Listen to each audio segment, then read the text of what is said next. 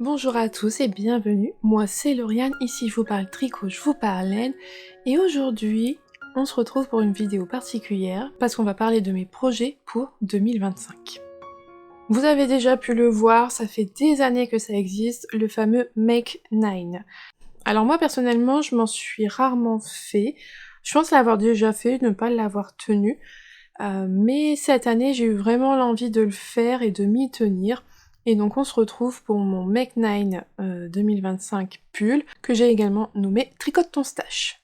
Alors, c'est vraiment, ça découle finalement pour moi vraiment du challenge 2024 grammes qui a eu lieu donc durant l'année 2024 grâce au compte Le Chat Capuche.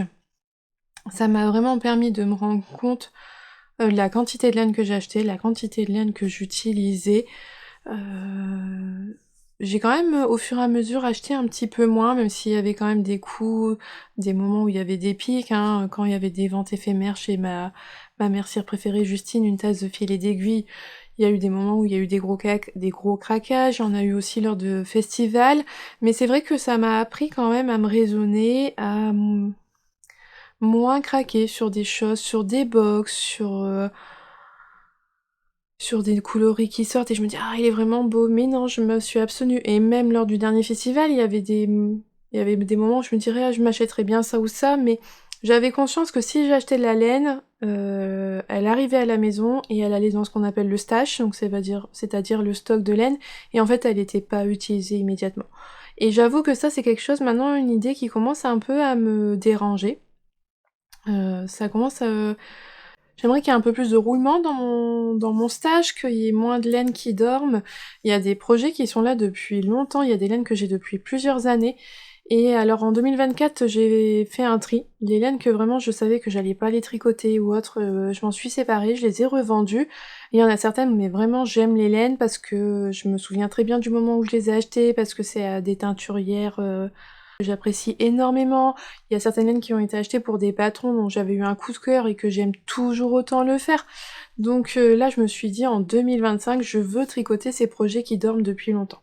Donc je me suis décidée de faire un Make 9 de pull, gilet, top, de ces projets dont j'ai la laine, et généralement j'ai déjà le patron aussi avec, et qui attendent depuis longtemps dans mon stock. Et donc je me suis dit que j'allais le faire sous forme d'une vidéo pour vous en parler là, pour vous présenter ces projets-là, les laines que j'ai. Ça me permet de refaire un petit tour sur mon stock de laine. Je pense pas refaire une vidéo stash où je déballe tout parce que ça prend du temps, il faut tout ranger. Mais là je me suis dit qu'avec ce projet de Make 9 c'était bien, et le fait d'en parler publiquement, ça va m'aider à m'y tenir. Et je compte vraiment m'y tenir, je veux vraiment un renouveau dans mon stock de laine, je veux que ces projets qui sont là depuis longtemps, voient enfin le jour et que je puisse profiter de ces tricots. Je vais vous mettre à l'écran à chaque fois une photo du modèle que j'ai prévu de tricoter et je vais vous montrer les laines. Le premier projet dont je vais vous parler, je suis pas sûre à 100% que je vais vous les montrer dans l'ordre que je vais les tricoter, mais voilà. Donc le premier, il s'agit du Ingrid Sweater de Petite Knit, donc c'est un pull avec pas mal de textures, on l'a vu beaucoup, bon, ce sont les modèles de Petite Knit, il n'y a plus besoin de les présenter, ils sont énormément tricotés, mais voilà, j'ai déjà le patron, j'ai acheté la laine il y a longtemps, je me souviens très bien sur Calidou, il y avait une promo, je me suis dit ah je vais en profiter pour prendre la laine tout de suite, sauf que je l'ai pas tricoté, depuis des promos sur ce fil-là, il y en a eu à nouveau, donc en fait ça servait à rien de s'alarmer à ce moment-là, mais bon, c'est pas grave. Et donc je vais le faire en soft tweed de Drops. Voilà, ce fil-là, un très joli beige. C'est le coloris 3. Alors je me rends compte... Ah si, je veux dire, il n'y a pas de tweed en fait, mais si, il y en a, ils sont légers. Donc j'ai acheté normalement la quantité pour, et pour vous dire, je pensais même le faire rapidement sur le coup, j'ai fait l'échantillon. Donc je me souviens plus avec quelle aiguille, tout ça, hein, depuis le temps. Mais voilà, j'ai prévu donc de le faire avec cette laine-là. Le Ingrid Sweater. Normalement, j'ai pas besoin de doubler avec du Mohair, juste ce fil-là tout seul, ça doit suffire. Je sais que j'ai fait l'échantillon, il allait bien. Faudrait que j'essaye de voir si... Je sais plus si j'ai utilisé... Quelle aiguille j'ai utilisé, si c'était celle recommandée dans le patron ou pas. Mais bon. Et lui, j'aimerais vraiment bien le faire. Les laines, elles sont quelque part ici. Ah non, elles sont juste... Elles sont là derrière le bout de bois, vous le voyez pas. Mais elles sont là et voilà, elles attendent depuis longtemps, donc j'aimerais vraiment le faire. Donc le Ingrid Sweater de Petite Knit. Deuxième projet, le Pink Velvet d'Andrea Mori. Voilà, pareil, un pull qu'on avait quand même beaucoup vu, j'aime beaucoup, c'est un empiècement de jacquard mais fait avec du suri, voilà, il est doux, il est délicat, gros coup de cœur pour ce modèle-là. Et donc j'ai les laines, et je me souviens, alors pour la couleur principale, j'avais acheté 3 écheveaux de cette couleur-ci chez Yarneline. Alors c'est Madame Boulette, je sais pas si ces Madame Boulette sont en fait des bains qui ont un petit peu raté ou si c'est vraiment le nom de ce coloris là. Mais voilà, donc c'est un vieux rose. Voilà, vous avez la bonne couleur. Donc 100% Mérinos Superwash, j'en ai 3 écheveaux. Je l'avais acheté au premier laine en or, je m'en souviens très bien. Et au niveau de la surie, la voici, c'était la surie de chez Heidi Idea. Quand ils avaient stoppé leur activité, ils avaient vraiment revendu leur laine à petit prix. Et donc j'avais pris un écheveau de surie coloris rose poudré, 74% baby surie alpaga, 26% de soie de mûrier, un écheveau de 50 grammes, 300 mètres. C'est tout, mais c'est tout. Et donc voilà, mon Pink Velvet, qui attend donc depuis longtemps. Vraiment longtemps. Parce que si je dis pas de bêtises, cette année, il a eu lieu la 3e édition du laine en or, si je me trompe pas. Donc vous voyez, ça commence à dater. Ensuite, c'est un gilet, et je sais pas comment on prononce son nom, Mousse, de Marianne Munier, un très joli gilet tout en dentelle. J'avais gagné le patron quand il était sorti, et ça y est, j'ai trouvé comment dans les laines que j'allais le faire. Parce que c'est pareil, c'est des laines que j'ai achetées, mais je ne savais pas trop ce que j'allais en faire. Donc il y a eu une vente d'arco-iricienne à la mercerie de Justine et j'avais acheté 4 écheveaux comme celui-ci, c'est son coloris Mois de Dib.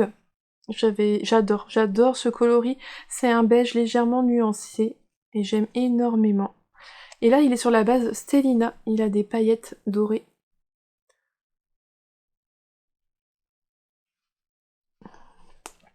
Et donc, hop, cette année, lors des soldes, Justine, elle a déstocké tout le mohair qu'elle avait de chez Rowan, donc leur Kid Silk As, et j'avais pris ce beige un peu top, et donc les deux ensemble iront très bien. J'ai la quantité pour me faire un gilet long, tout ça. Donc j'aime beaucoup ce gilet là parce que c'est un gilet qui se ferme pas, qui se porte ouvert. C'est vraiment les gilets que je préfère.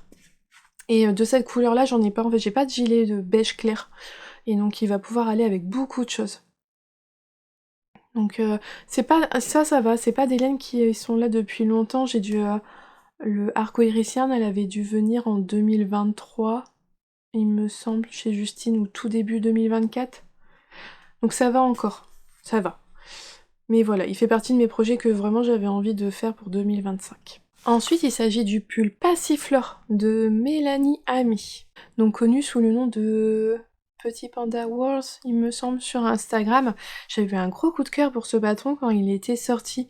C'est une sorte de jacquard, je sais pas vraiment si on peut vraiment appeler ça du jacquard, mais il y a un petit motif sur tout l'empiècement du haut qui est très joli, qui est vraiment magnifique, qui doit être vraiment intéressant à tricoter. Moi, je suis très curieuse de voir comment ça se fait. Et j'avais acheté 3 écheveaux de ce magnifique violet à Maison Corlaine, leur base Fisherman, à une édition... Alors au Ch'ti Bazar, en la 2e édition d'automne, donc en 2023. Il est vraiment très beau. Franchement, il est magnifique. J'avais eu un gros coup de cœur pour ce coloris-là. Mais je ne savais pas encore ce que j'allais en faire. Donc j'ai pris... Donc là, c'est 50% courrier d'aile, 50% mohair, fingering, 395 mètres pour 100 grammes. Le coloris, je ne vais pas le prononcer parce que je vais massacrer le mot. Je vous le mets à l'écran. Voilà. Mais franchement, c'est une couleur qui est magnifique. Et je me suis dit que pour faire le Passiflore, j'avais cet écheveau de Tricot et Stitch, le coloris Cocooning. Et je me suis dit que ça allait mais être parfait, vraiment parfait avec cet écheveau-là. Oh, les deux ensemble. Ça va super bien ressortir, ça va être vraiment très joli. Et donc là, on est sur la Extra Fine Fingering, 85% mérinos, Superwash, 15% nylon. Voilà, 400 mètres pour 100 grammes. Un très joli rose avec pas mal de nuances, avec des zones un petit peu dans les tons verts. Là, on a des nuances plus foncées à ce niveau-ci. Ah non, non, vraiment très joli. Et les deux ensemble, là, je pense que ça va rendre super bien. Donc voilà, le pull Passiflore. Ensuite, je voudrais faire le Bloom Cardigan de Marina Storm. J'ai eu un gros coup de cœur quand il est sorti. Je crois que c'est une collaboration avec Tricot Esti. Je me demande si c'est pas un patron qui est sorti lors d'un festival. Je sais pas si c'était pas à Barcelone ou quelque chose. Il me semble que c'est une histoire comme ça. Et j'avais beaucoup aimé ce gilet, le motif de dentelle sur le haut du gilet, j'avais beaucoup aimé. Et dans mon stock, j'ai ces écheveaux-là de By Night que j'avais acheté lors d'une vente éphémère chez Justine. Je m'en souviens très bien. Alors celle-là, c'est sûr, c'était en 2023. Milieu 2023. Et j'avais eu un coup de cœur pour ce coloris-là. C'est Cachou Cochonille dans sa base Milky Way. Donc 85% Mérinos Superwash et 15% viscose NEP. Donc là, c'est ce qui forme les petits tweeds. Vous les voyez bien là sur la laine.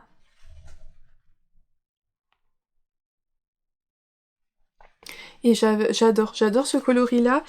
Et j'avais ce mohair-là de chez Lang Yarn. Hop, leur lace. Ce très joli vieux rose qui m'avait été offert par une abonnée. Le coloris 48. Et il me semble être venu avec mon mohair pour trouver la laine qui allait avec. Et donc ils s'accordent parfaitement ensemble. Franchement, ils vont aller très très bien ensemble. Mais je ne savais pas si j'avais peut-être des idées, mais j'étais pas, voilà, pas sûre à 100%. Et après coup, maintenant, je sais que voilà, je veux faire ce gilet-là avec cette laine-là. Donc voilà, déjà plus d'1 an que j'ai la laine. Le mohair, ça fait longtemps que je l'ai en stock. Bah là, les écheveaux, ça fait déjà 1 an et demi que je les ai en stock. Qu'il est quand même temps de les tricoter. Donc le Bloom Cardigan. Ensuite, le top, le seul top que j'ai mis dans ma liste, le top Bogota, donc le style knitting, que j'ai prévu de faire avec les écheveaux de pollen que j'ai. Pareil, là aussi, une vente chez Justine. Le coloris Liberté de penser sur sa base l'estivale, 50% baby alpaga, 25% lin, 25% soie. Ça va vraiment être parfait pour le Bogota qui est quand même qui se porte un petit peu large, qui a besoin de fluidité. Voilà, c'est un fil d'été, donc ça va vraiment être parfait. Ça a été un coloris que j'avais adoré, hein. Je l'ai tricoté déjà sur une autre base dans un châle. Et donc j'en ai 3 écheveaux, ça sera parfait pour faire le Bogota. Parce que j'ai le patron, j'ai la laine. J'avais craqué pour les écheveaux, pour leur couleur, parce que je les trouve doux, pour essayer cette base-là que je connaissais pas, mais je savais pas quoi en faire.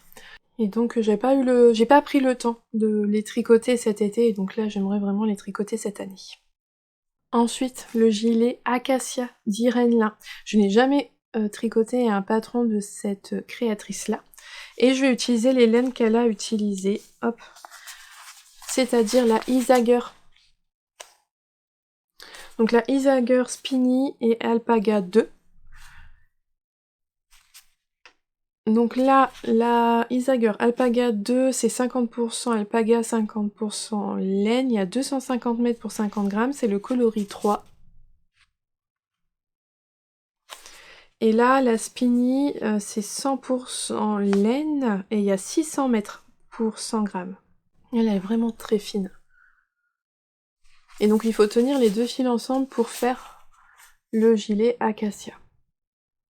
Alors je trouve que les photos du patron, en fait elles ont été retouchées et je trouve que c'est pas vraiment la même couleur. Parce que j'ai exactement les bons coloris, mais je trouve qu'il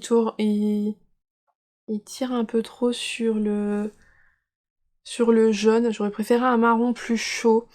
Et voilà, je trouve que c'est pas vraiment comme les couleurs du patron de la photo qu'on voit sur Ravelry. Donc j'avais été un petit peu déçue quand j'avais reçu mes laines parce que c'est pas vraiment ce à quoi je m'attendais. C'est pour ça que j'ai pas réussi à le tricoter. C'était un cadeau que j'avais eu à Noël Et donc voilà, je me rappelle un peu déçue de la couleur. Et c'est ça qui m'a mis un frein. Mais je me dis que de toute façon j'ai les laines, tout ça, et autant le faire. Et vraiment pour ce modèle-là, puisque c'est quand même des laines assez spécifiques que j'aurais un peu de mal moi à réutiliser ailleurs. Donc là je me suis dit allez, il faut que je le fasse, et donc je l'ai mis dans mon Make 9 cette année. Ensuite, le Laurel de Elong avec Anna. Ça fait longtemps que je veux le faire, je me souviens très bien, il y avait une abonnée qui voulait le faire en même temps que moi. Au moment où j'avais dû en parler quand j'avais acheté les laines, sauf que ben voilà, depuis le temps, il y a beaucoup de temps qui se sont passés. J'ai prévu de le faire avec ce coloris-là, le 1000 coloris de chez Langarn, leur base à chaussettes. Hop. Et donc c'est une pelote qui va former un joli dégradé de couleurs, qui est pas mal de nuances, vous voyez, qui brille, qui a des paillettes à l'intérieur, et qui présente vraiment de très jolies nuances. Avec, toujours de chez Langarn, la Jawolsik. Je trouvais que ce rose là, il allait aller très bien avec. On le retrouve pas dans le... Non, j'ai pas l'impression qu'on le retrouve dans le dégradé, donc on verra bien le jacquard. Ça va être chouette. Et donc comme le Laurel, c'est vraiment un jacquard. Alors c'est un jacquard, un motif vraiment simple, mais qu'on retrouve sur tout le pull. Je trouvais que ça allait vraiment être bien avec cette pelote là, d'avoir un dégradé de couleur sur tout le pull, ça devrait être chouette. En tout cas, je l'espère. Et voilà, ça fait longtemps que ça attend aussi. Les pelotes, vous les voyez là, par exemple, il y a le reste de mes petites pelotes de Jawol. Mais il serait temps de le faire. En plus, ça serait mon premier pull avec du jacquard partout. J'ai jamais fait un pull full jacquard. Donc ça serait le premier. Et enfin, un Elton pullover. Donc moi j'ai déjà fait le Elton version cardigan, et j'aimerais vraiment un pull donc de Rory Locatelli avec ces deux écheveaux là. Donc de la laine de moute, ce très beau gris Miss Pierrette. Un très très beau gris que j'ai acheté au Ch'ti Bazar, donc d'automne 2023, en même temps que les écheveaux de Maison Corlaine. Après que j'ai fait ma colorimétrie, comme on m'a dit que j'étais dans les tons froids. J'avais été refaire des petites emplettes, et je me suis dit, on va tenter avec un gris. Donc j'avais pris celui-ci dans la base Mout Sock, donc chez laine de Mout, 85% Mérinos Superwash, 15% nylon, à associer avec un mohair. Et alors là ça avait été... j'avais eu beaucoup de mal à trouver un mohair qui me convienne. Je voulais pas un mohair tout... De toute façon elle avait déjà pas... Je sais que j'avais regardé chez Catherine et Benjamin, ils avaient pas un mohair qui allait avec. Ils avaient pas la quantité pour. Et finalement on avait trouvé notre petit bonheur chez Les Points Parisiens. C'est la seule fois où je leur ai acheté de la laine. Là, c'est leur mohair suprême. Alors, il est beaucoup plus cher que tout autre mohair. Les chevaux, ils coûtaient plus de 30 €. Mais il y a 500 mètres pour 50 grammes. Donc, il y a beaucoup plus de métrage que dans un écheveau classique. Et elle m'avait assuré que donc je pouvais faire un Elton avec. Et donc, il me suffisait, par contre, là, dans ce cas-là, d'un seul écheveau de mohair pour pouvoir faire mon Elton. Et ce que j'aimais beaucoup là, c'est qu'il avait des nuances. Il avait des jolies nuances de violet. Vous voyez là, on les voit un petit peu. Ici aussi. C'est pas juste un gris juste solide, non, il avait quelques nuances. Il y a des nuances de marron là. J'aime beaucoup. Et donc c'était le coloris ardoise. Et je m'étais dit, les deux ensemble, ils iraient super bien. Mais voilà, il a toujours pas été fait. Alors que même si ça sort de ma zone de confort, je pense que c'est vraiment une couleur que je pourrais porter facilement et qui va avec beaucoup de choses, donc ça serait vraiment bien de l'avoir. Donc voilà, un Elton de Rory Locatelli. Voilà, on est arrivé au bout de cette petite présentation de mon Make 9 pull Tricote ton stage pour 2025. Alors c'est mon challenge, j'espère vraiment le tenir, mais il n'y a pas non plus d'obligation. Voilà, c'est pas grave si je le tiens pas, si je le fais pas, si je change mes plans, je veux pas non plus m'imposer... Voilà, je vais pas être non plus hyper stricte avec moi-même, hein, ça reste que du tricot, c'est que du plaisir, mais vraiment je me dis que ça va me permettre de vraiment de faire des projets qui attendaient parfois depuis très longtemps, de pouvoir renouveler mon stock, de me dire que quand je vais à un festival, si j'achète une laine, je peux rentrer à la maison, le monter, parce que il y a pas trop de laine dans mon stock. Ça va me permettre, aussi de faire d'autres choses, hein. Alors j'ai encore de la laine, hein, ça me fait pas tricoter toute la laine de mon stock, hein. J'ai encore des quantités pulls qui vont attendre. Je me laisse le droit de façon de craquer pour des modèles qui vont paraître et je me dis: «Ah, je vais le faire». Pour des tests aussi. J'ai essayé vraiment cette année de faire des tests dont j'avais la laine. Il y a des fois où j'ai acheté parce que c'était une collaboration et ça me faisait plaisir d'acheter la laine avec la teinturière pour le test, mais globalement j'ai quand même utilisé beaucoup ce que j'avais en stock, ce qui était chouette, et j'espère reproduire la même chose en 2025, mais s'il y a vraiment un appel au test où j'ai un gros coup de cœur et que j'ai pas ce qu'il faut, je vais pas me priver, je vais acheter de la laine. Voilà, je veux pas du tout un no-buy, c'est pas l'objectif, c'est juste vraiment d'essayer de tricoter des projets qui attendent depuis longtemps dans mon stock et me dire: «Bah allez, cette année, voilà, je l'ai fait, j'ai fait ma petite vidéo, je me suis fait un petit planning quand même pour prévoir, hein, histoire de pas tricoter un truc, tout en mohair en plein été, non, c'est pas très agréable.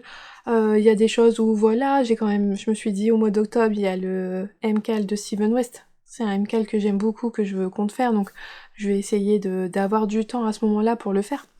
Mais voilà, on verra bien, et ben un projet à suivre courant 2025. Et bien j'espère que cette petite vidéo, où je vous montre les laines que j'ai en stock, je vous remontre un petit peu ce que j'ai, les laines, les coloris, les teinturiers, et puis voilà, cette projection pour 2025 au niveau des pulls vous aura plu. En attendant, je vous souhaite une belle journée ou une belle soirée en fonction de quand est-ce que vous regardez cette vidéo, et surtout un bon tricot, et je vous dis à bientôt. Bye!